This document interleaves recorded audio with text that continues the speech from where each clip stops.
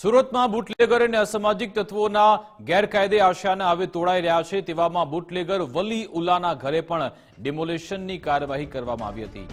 લાલગેટ સ્થિત રામપુરા વિસ્તારમાં કાર્યવાહી થઈ હતી। આરોપીએ રામપુરામાં ગેરકાયદે પતરાનો શેડ ઉભો કર્યો હતો। ફોર વ્હીલર પાર્કિંગ માટે મસમોટો શેડ તેણે ઉભો કર્યો હતો।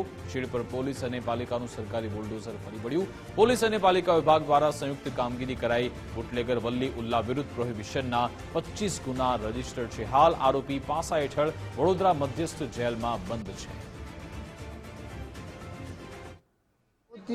સાથે સંકળાયેલા હોય કે પછી માથાભારે હિસાબો હોય કે પછી માથાભારે ગુનેગારો, તેવા ગુનેગારો સામે પોલીસ દ્વારા લાલક કરવામાં આવી છે અને તેઓના ગેરકાયદેસર દબાણો ઉપર આ રીતે સરકારી બુલડોઝર છે તે ફેરવવામાં આવી રહ્યું છે।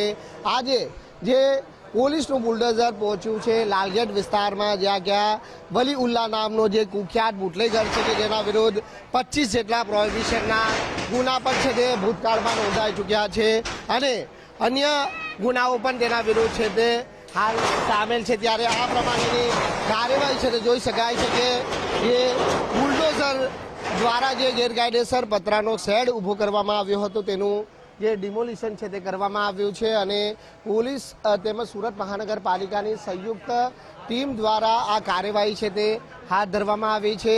મહત્વનું છે કે હમણાં સુધી 16થી પણ વધુ ગુનેગારોના જે ગેરકાયદેસર દબાણો ઉપર સરકારી બુલડોઝર છે તે ફરી વળ્યું છે। ત્યારે આજે ફરી પોલીસનું આ સરકારી બુલડોઝર સુરતના લાલગેટ વિસ્તારમાં હાલ પહોંચ્યું છે કે જ્યાં વલી ઉલ્લા નામનો જે બુટલેગર છે એ હાલ જેલની અંદર સજા હેઠળ છે। ત્યારે તેના આ ગેરકાયદેસર દબાણ ઉપર આજે કાર્યવાહી કરવામાં આવી રહી છે। ડીસીપી પિનાકીન પરમાર આપણી જોડે જોડાય છે, સીધી વાત શું તમારી જોડે જી સર।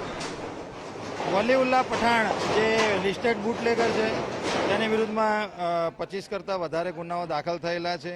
10 વખત એની પર પાસા થયેલી છે અને હાલમાં પણ એ પાસા હેઠળ વડોદરા જેલમાં જ બંધ છે। આવા જે અસામાજિક તત્વોનું લિસ્ટ જે બનાવવામાં આવેલું છે તેમના મિલકતોની પોલીસ દ્વારા ઊંડાણપૂર્વક તપાસ કરવામાં આવી રહેલી છે। તો પોલીસના ધ્યાનમાં આવેલું હતું કે આ વલી ઉલ્લા પઠાણે એના એપાર્ટમેન્ટ નીચે એક ગેરકાયદેસર શેડ બનાવેલો છે, જેની માહિતી અમે એસએમસીને આપતા એસએમસીએ કન્ફર્મ કરેલું હતું કે આ ગેરકાયદેસર દબાણ છે।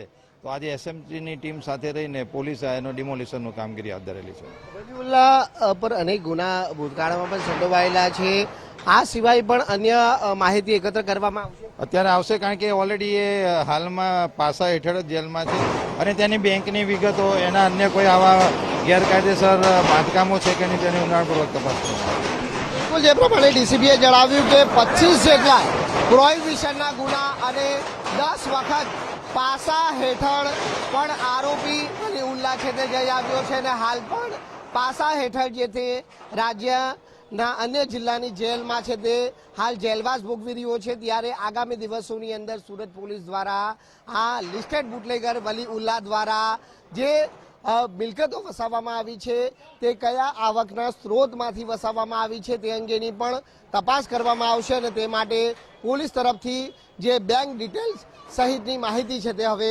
એકત્ર કરવામાં આવી રહી છે। કેમેરામેન અજય કુમાર સાથે રાકેશ ભટ્ટ, ગુજરાત ફર્સ્ટ।